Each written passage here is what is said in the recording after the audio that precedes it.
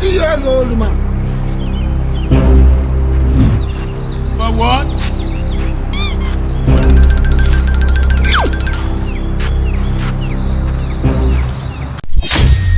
Éclat de la lune, mon amour Pierrot. Prête-moi sa pluie, mais pour écrire un mot, je l'ai passé.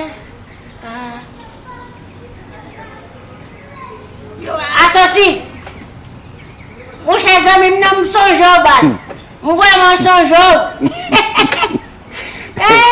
Chaque jour, c'est un gros cri de la gros cri. Ça doit la toute caillou glacée. Par contre, il y a mettre glace. Tout un caillou glacé net. Oh, l'autre bagage, c'est net, frère. Mon cher, mon beaucoup jeune pour me filer pour. Mon beaucoup jeune. Maman file pour quand même associé. Pour patience. Pour patience, frère. Un bon que ma abuelo back mbale le monde là. Mbale le jele mbak komani. Yes, ma abuelo. Okay. I'm call you again back. Yes, I see. Yo, what's up, man?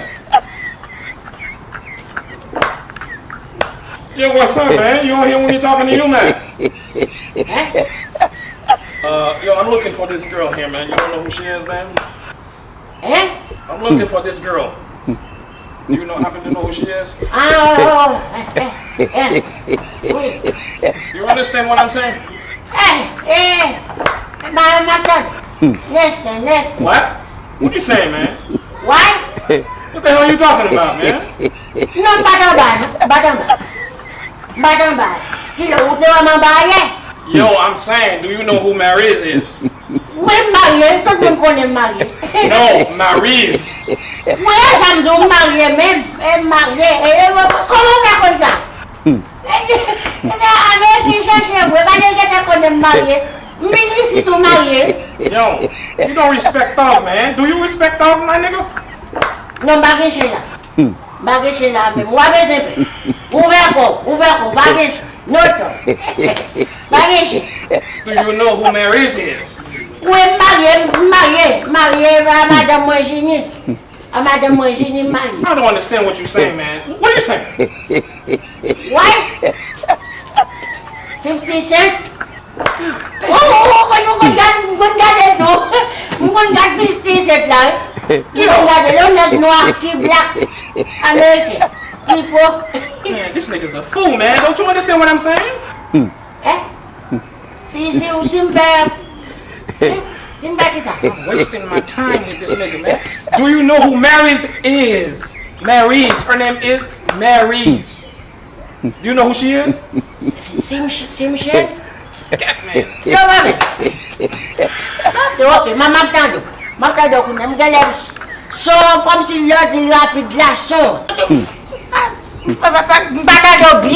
It seems like you don't respect dog, man.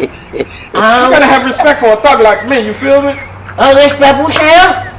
Madame, si des mouvements, on doit respecter chien. On doit respecter chien normal. Man.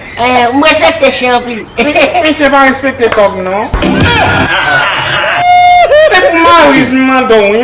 C'est pas respecter dog, non, mais c'est. Mon cher, la Marie, nous devons demain. Et moi, je parle le créole. Mais mon cher, tu as parlé le créole, il fait là. Je ne parle pas le créole, le fait, mais jamais il